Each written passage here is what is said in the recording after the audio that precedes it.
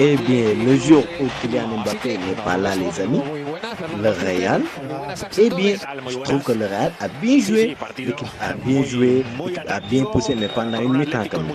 Pendant une mi-temps, l'équipe a bien joué. Et c'était en deuxième période. On a eu un Real qui a bien joué, bien combiné, les joueurs se trouvaient. Et surtout, il y avait de l'intensité, les gars. De l'intensité. Et surtout qui gagne encore? Qui? On a retrouvé des gars qu'on avait perdus. Un Vinicius pertinent sur le côté gauche et un Bellingham qu'on retrouve dans la surface de réparation, les gars. C'est-à-dire, ça me dit que depuis Mathusalem, j'ai eu des flashbacks. Bellingham dans la surface de réparation qui fait des contrôles de poitrine, des têtes. Tu vois, mais regardez le match de Bellingham. Il méritait carrément de marquer un début.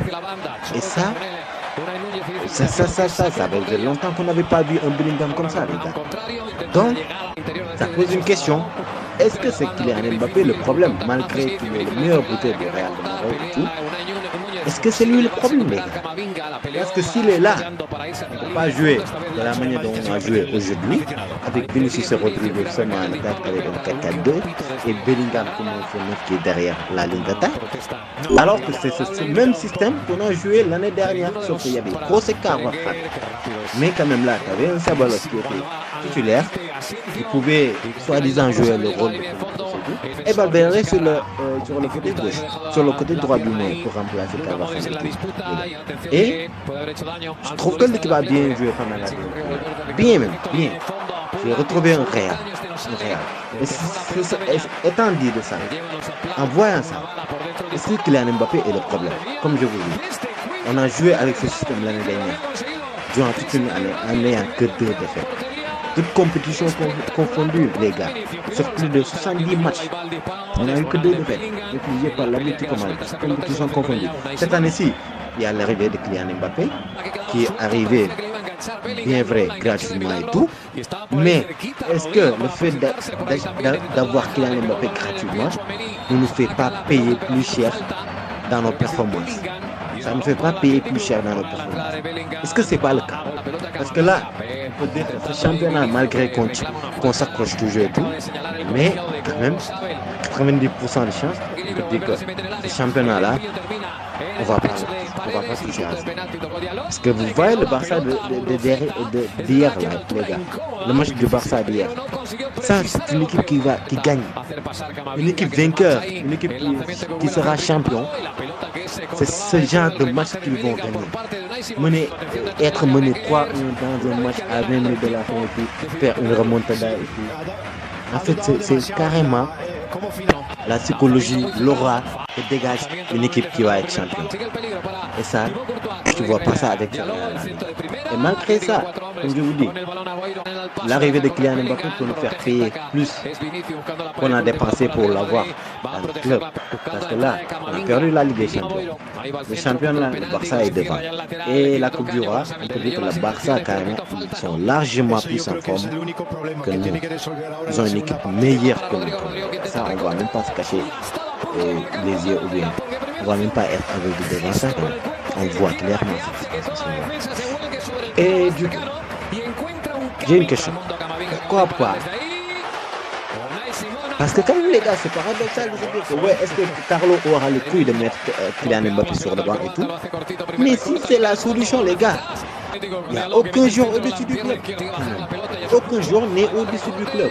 Si c'est ça la solution, mais mettons Kylian Mbappé sur le banc les gars. Parce que là, le match qu'on a joué aujourd'hui, et en deuxième mi-temps, surtout en deuxième mi-temps, parce qu'en première mi-temps, on peut dire que voilà, ça faisait un bon bout de temps qu'on n'a pas joué avec cette compo-là. Il fallait un petit temps d'adaptation, quelques minutes et tout. Mais on a vu que le Real poussait. Le Real poussait vraiment en deuxième période. On a retrouvé un bon Real avec un Vinicius sur le côté qui a été pertinent, qui a amené beaucoup d'occasions, qui a tenté plusieurs fois et tout. Bellingham, comme d'habitude et tout. Rodrigo toujours aussi précis sur le côté, même s'il est un peu plus sobre, comme on peut dire et tout. Mais, n'empêche qu'on a bien joué. N'empêche qu'on a été bien, qu'on a été bon. Et ça, comme je vous dis, si c'est ça qui nous permet de gagner, ça c'est ce qui nous permet de retrouver notre forme Le Real, vous connaissez les gars. Si on doit mettre Kylian Mbappé sur le banc, les gars, mais soyons sérieux, on doit mettre Kylian Mbappé sur le banc. Parce qu'encore une fois, Kylian Mbappé n'est pas au-dessus du Real. Le Real passe avant un autre jour. Et Kylian Mbappé, malgré tout, c'est juste des caprices de Perez, les gars. Mais dites-vous qu'on pouvait avoir Harry Kane en 2023, je sais pas, 2023, je pense, quand il est allé au banc. Mais Perez, lui, il a préféré, voilà, aller chercher ses caprices pour attendre jusqu'à 2024 pour avoir Kylian Mbappé gratuitement. Et Harry Kane, c'est un joueur qui fait jouer plus son équipe que Kylian Mbappé. Et là, on l'a vu sur ce match. On a bien vu sur ce match que les joueurs étaient performants, ils combinaient bien. Mais les gars, même Kamavinga, il a fait un bon match. Kamavinga, il a fait un match excellent.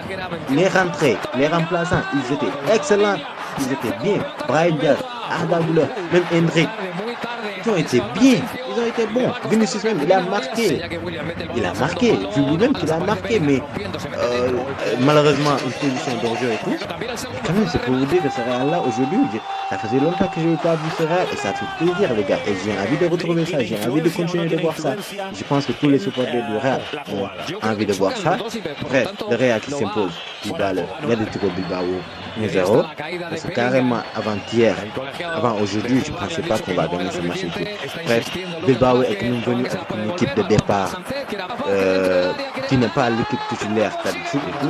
Donc c'est la deuxième équipe, on peut dire même et tout, mais quand même, après, ça reste l'Atlético Bilbao, ils sont solides et tout, mais quand même, on a réussi à s'imposer et tout. Et donc, du coup, les gars, j'ai juste une question, vous mettez votre réponse en commentaire.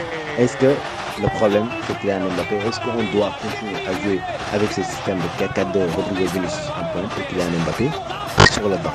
Vous me dites en commentaire, merci de rendez-vous à la prochaine. Ciao.